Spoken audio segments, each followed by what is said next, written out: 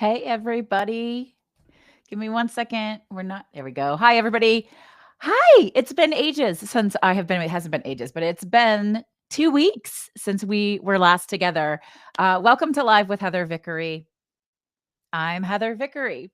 And today we are going to talk about relatability and why it matters in your life, in your business, across the board. Relatability is super, super important. And I had this epiphany recently, specifically because of a kind of random post I put up on Substack Notes. But before we dig in, let me just remind you all of who I am and why you might want to hang out. Again, my name is Heather Vickery. I'm a transformation coach.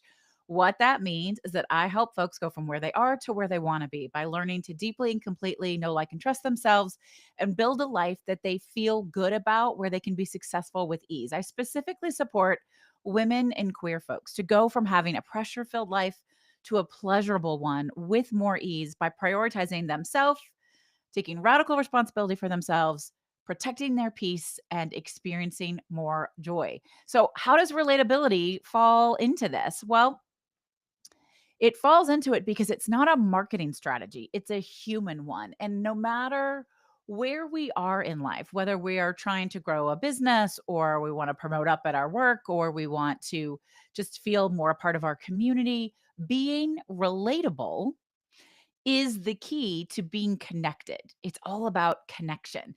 And so all of this comes from in late December, mid December, I guess.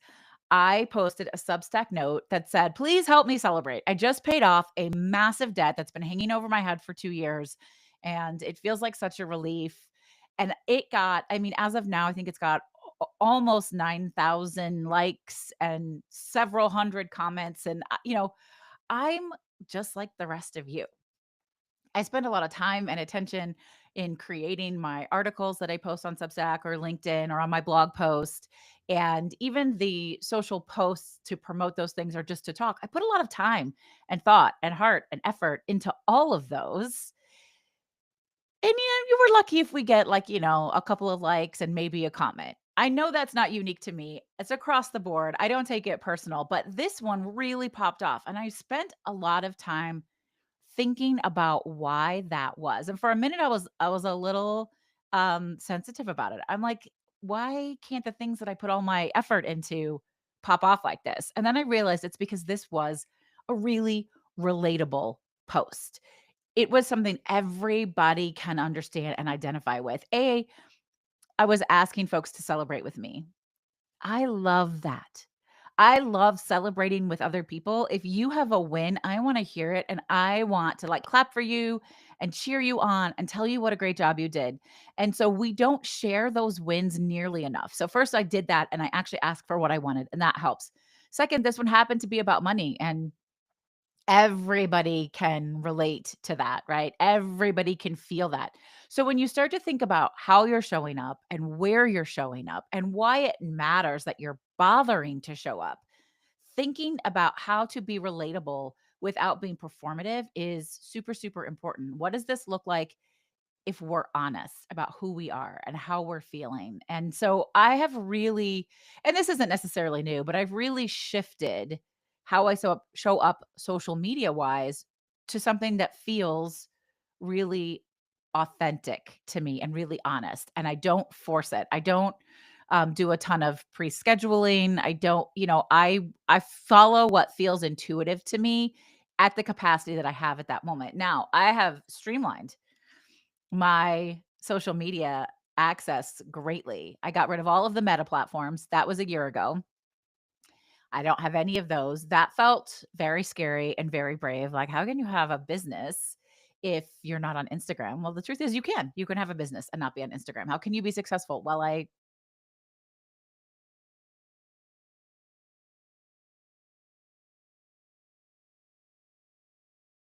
on platforms like Facebook and Instagram. I was trying to make it look pretty and sound pretty, and people desired it. And I cared a lot about how many people interacted and were they looking at it and were they commenting, but it wasn't actually turning into business. So I realized it was just a vampire energy suck for me across the board. There was nothing relatable and there was nothing honest about it. So I love using Substack notes and Substack articles. I have 2 publications on Substack. Radical Ease, which is related to my work, right? How to go from a pressure-filled life to a pleasurable one with ease. And then I have the Reading Well. And this is because I love to read and I learn a lot about myself and the world when I read. And it's a way for me to nurture myself and protect myself and be peaceful and rest and grow. And any conversation I'm in, I'm talking about books. So I created the Reading Well, and it's got some energetic boundaries because that could take a ton of time as well. But I love them both. And I do these posts when they feel authentic to me, when they feel good, when I'm called to do that. And a lot of this for me comes from seeking the glimmers. Are y'all familiar with the term glimmers? We talk a lot about triggers. And those are the things that kick our nervous system into survival mode. They don't feel good. We don't want them. Triggers is a really big word right now. But glimmers are the opposite of triggers. These are the tiny micro moments of safety, joy, and peace. These things that if you focus on them, grow. See, that's the thing about the universe and especially the quantum field. What you focus on grows. If you're looking for things to be icky and shitty, you're going to find that. If you're looking for things to bring you joy and peace, you're going to find more of that. It ties very much into positive psychology, which I'm certified in, and gratitude, right? Gratitude is the number one thing that is scientifically proven to increase overall happiness, joy, and well-being while decreasing stress, anxiety, and depression. It's not woo woo, it's not spiritual, it's science. It's really freaking cool. You can see it when you measure people's brain. If you do an MRI on somebody who doesn't have a gratitude practice, and then they start listing 3 things they're grateful for and why every day, and you come back in 3 months and do another MRI, you can literally see the changes neurologically. And looking for the glimmers, allowing space for the glimmers is really deeply connected to that. Um, how this shows up for me is uh, when I see my puppy find the sunspot. I love the sunspot in the house. I love to sit in the sunspot. I love to feel the warmth of the sun. But when I see that and I pause and I stop and I rest and I'm like, look how cute he is. He found the sunspot. And I just feel a little glimmer of joy. Or when I take that first sip of coffee in the morning, instead of rushing through it, and I'm like, oh, here we are. This is lovely, right? Or I'm not a big winter person, but I can see outside my window, there's some snow still on my neighbor's roof. And the snow is so pretty and it's so pure and it's so, it's just clean up there. It hasn't gotten dirty. And I can just appreciate that, right? Glimmers can show up anywhere. They're little micro things. Right now, glimmer for me, hope core for me across the board is all things heated rivalry. Absolutely loving it. Like it can be whatever you want it to be. And you don't need to apologize for your joy. You don't need to apologize for stopping and noticing things that make you feel happy or make you smile or be present in the moment, whatever that looks like. The first spring flower is something that I have always appreciated. And clearly that has been a glimmer moment for me for a long time because last year when my oldest daughter, who's at the University of um, Washington in Seattle, she saw her first spring flower and she took a picture and she sent it to me. She's like, "Look, the first spring flower," right? So teaching my children and the people around me to stop and slow down for just a minute and be present and feel connected. Um, it's it's a really special thing, and glimmers are a bridge for relatability, which is a really interesting that because they don't require deep dives or a 5-step plan or a masterclass or a workshop. They just require you to be present enough to notice them. And then when you think about it, if it feels authentic, if it feels right to share that glimmer, it connects you with other people. And that's exactly what happened in that Substack note that I did. Um, so looking for more of that. And we are, lacking joyful good news in society right now. There's no doubt about that. So we have to be peace inside. We have to be joyful inside. And lots of things can be true at once. The world can be a big, hot dumpster fire, especially America. It's true, and we know it. And We can choose radical peace and radical rest. Rest and joy are forms of revolution.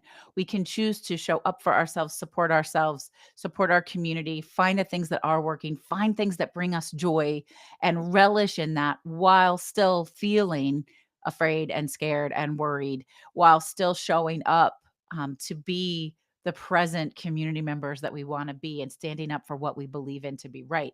Relatability does not mean turning yourself inside out. You don't owe anyone an all access pass to your insides, your private world, your private feelings.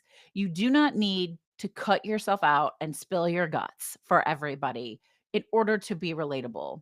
Relatability is just groundedness. It's not over polishing. It's not trying to be perfect. It's just being in the moment and sharing what's showing up for you, what's on your heart and your mind, and being intentional about it. Um, this falls very deeply. So I'd mentioned before, my work revolves around helping people go from pressure-filled lives to pleasurable ones with more ease, and I actually have a pathway, the ease pathway. And so this fits in. Ease stands for explore, align, shift and sustain, and embody expansion, right? So this falls relatability in general really falls in that explore pillar. We put it into action because you're exploring ways to be relatable that serve you and support you and connect you with other people and bring you together with other people. It's very difficult to connect in this way if you haven't done internal work, self-awareness work, self-alignment work, embodiment work. It's difficult because we are still in that performative box of being who everyone thinks we should be in order to be successful. Everyone else's definition of what brave is, what success is, what happiness is, what joy is. When you want to be truly aligned and embodied and relatable with ease, this comes from inside. It's all inside work, right? Inner peace is inside work. It's not something that you can do, you can check off. It's something you become, it's something you choose. And then when you share from that space, that is how you build relatability. And it's interesting. You're going to see a lot more stuff in this vein from me because, and I'm going to share, we're going to do a live show coming up in a couple of weeks. I hadn't originally intended to do a word of the year, but a word of the year came to me this week, and that word is excited.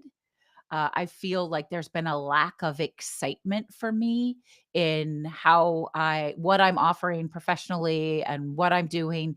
And I need to be excited. I need to be deeply excited. I am not the kind of person, now perhaps this is because I'm a projector in human design, but I am not the kind of person that does anything well if I don't have an element of excitement about it. And I can hear all of that patriarchal conditioning around saying that, like, well, sometimes you just have to do things and suck it up and not everything can be fun. And I can hear it all and I can feel it in my body. Like I feel like, oh, I don't like that. However, I also have the tools, subconscious reprogramming tools, NLP tools to shake all of that off and say that I can find ways to be more excited about everything I'm saying yes to in my life. I have to be creative in how I do that. And one of the things that showed up for me recently is simplify. I'm not excited about putting new offers out because marketing them and selling them and promoting them is going to be too hard. And so why start? Like, listen, I can do it, right? I can do all the business coaching. Um, I choose not to be a business coach because that doesn't feel like where I want to put my energy. But I have all of the same limiting voices and thoughts and issues that everybody else has. I have all of those. I just have the tools and resources to move through them really, really quickly, which is nice. So I hear all of those negative things. I feel them like in an instant. I can feel my body cringe. And then I say, no, I need to get creative. And how can I simplify? And what kinds of things would I be excited to give out into the world that I can maybe, not fall into the crazy marketing expectations with. Maybe I don't have to do a fancy landing page. Maybe I don't have to, have a huge email sequence. Maybe I can just put it out there and birth it and talk about it with excitement and see what happens. So that there is something coming next week. I'm super excited about it. It's called the Glimmer Lab.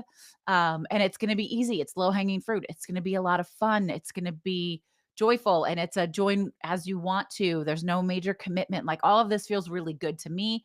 I'm not overdoing it on my end, and I want to make it really easy for everybody else. So I'm playing with what that looks like. And when it comes to regular life things that you have to do, apply this same approach.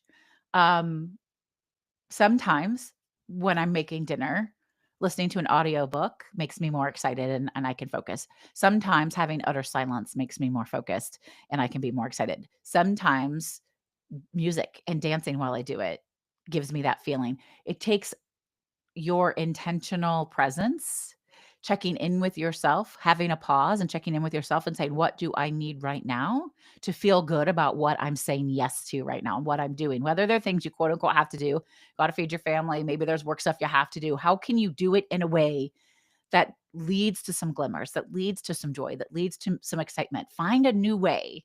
One of the things that I do all the time, and I have a whole slew of subliminal audios available on my website, is I listen to subliminal audios while I work, while I'm working on things. And I think I have 5 of them in my shop. And then I also have a whole series of human design focused subliminal audios to help you show up for yourself in whatever ways you need to. Again, it requires that pause and that reflection. What feels hard today? What am I struggling with today? What do I want to nurture today? So those human design subliminal audios are amazing for that. And so listening to those while I'm working in the background gives me some of that excitement. It gives me back some of that joy. It gives me back some of that connection.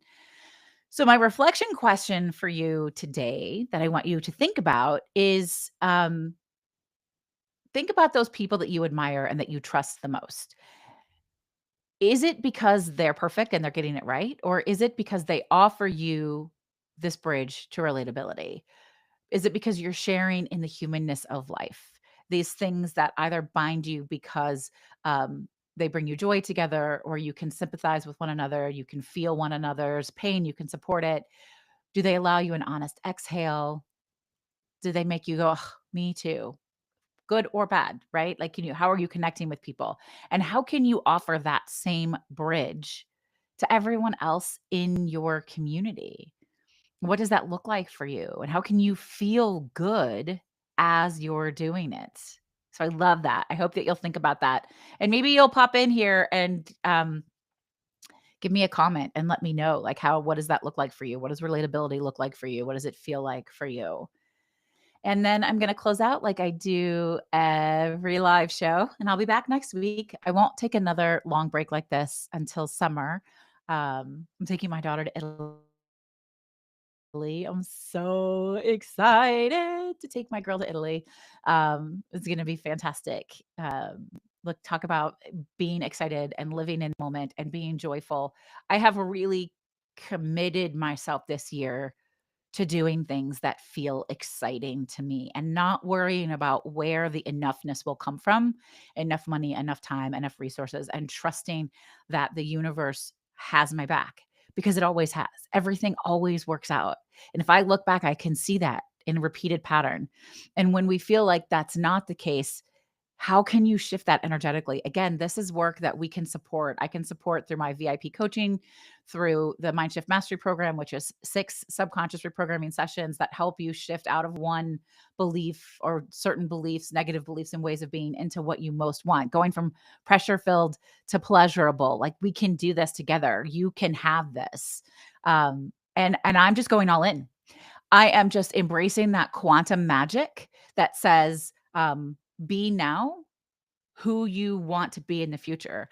I am somebody who gets to travel and experience and adventure and have a great time and be filled with joy and surprises and do work that I love with people that love being in community and space with me, right? Across the board. I embody that. I believe that. I know that. I am that. And that continues to show up for me all the time. Okay. So, one of the things that I do with clients is EFT tapping. EFT tapping is really spectacular. It's emotional freedom technique, and it is a way to do subconscious reprogramming to release the negative and call in the things that you do want more of. So, for those of you who are new, welcome. I'm so glad you're here. And thanks for sticking it out the whole time. I deeply love. So, we're live on YouTube, LinkedIn, and Substack. And Substack, y'all win all the time. You guys are here, you're staying. It feels really exciting. I'm super, super grateful for that. I'd love for you all to drop a comment in the box and tell me like one word that you're feeling from being here and what you're experiencing. But just knowing you're there is glimmer after glimmer for me. It is a lot of excitement for me, because it's not really that much fun to do a live show to nobody. It's really a lot more fun to have people there and think maybe I can shift just one thought, one internal belief with one person in this moment. And that is really, really exciting. That's what keeps me coming back week after week. So EFT tapping is lovely, and I'm going to guide you through. So I do custom EFT tapping with clients. I do EFT. We have EFT tapping in the Spark Collective, which is my community membership. It's really lovely. So today we're going to do EFT tapping specifically for being in our body to be relatable. So before we do that, I want you to place your feet on the floor and just notice, feel your feet beneath you, feel your sits bones in your chair or your couch or wherever you are, and just feel supported. Feel held in the space that's around you. And then I want you to bring your left hand to your heart and your right hand over your left. And take a slow, deep breath in through your nose, filling up your belly with air, and release through your mouth with a sigh. And then repeat after me, either out loud or in your mind. Thank you. I'm sorry. I forgive you. I love you. And if you're new to tapping, just follow along. I'm gonna guide you. So we start by tapping on the karate chop point. So this is your the outside of your hand. You can use either hand, whichever one feels best to you. I tend to tap on my left karate chop point, but it doesn't matter.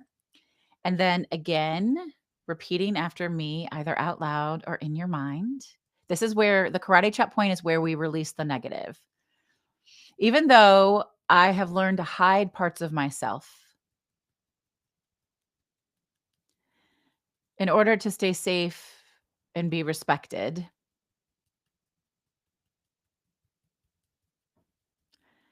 I know that I don't have to do that anymore.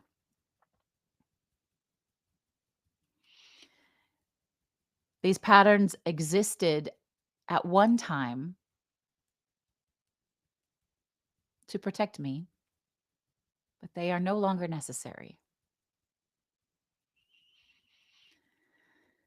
Even though I've been taught that I need to be polished and perfect, I know that that is not true. It's better to be an honest, authentic human. I am open to a new, gentler truth.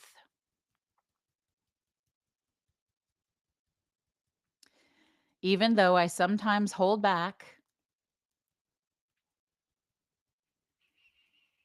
because I don't want to be misjudged or misunderstood, I deeply and completely love, honor, and accept myself right now and in every moment. Moving to the inner eyebrow. Again, you can do one side or the other or both. I've learned to perform, but now I choose to be present. I've learned to keep it together and only show the best, but now I choose to just be honest in the moment and be willing to put myself out there and seek connection. I want something different now. Side of the eye, one side or the other, or both, your preference. I desire connection that feels real. I deserve connection that feels real and honest. I allow myself to be trusted without pretending. And it is safe to want that. Under the eye, one side or the other, or both. I'm allowed to be recognizable as human.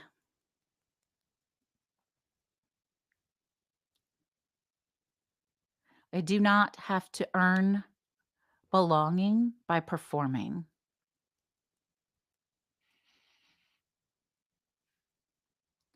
I can trust my body. Under the mouth, I can be honest and vulnerable without oversharing. I can be real without exposing myself. And I allow ease in this balance. Under the nose or under the mouth. And with all things, I deeply and completely love, honor, and accept myself. I am safe to show up authentically. I am safe to show up how I want, when I want. I trust myself to know what's right. Collarbone. So you find the bone and you go down to that soft spot. And some people like to do it like this, whatever you prefer. It is safe for me to show up grounded and honest and human.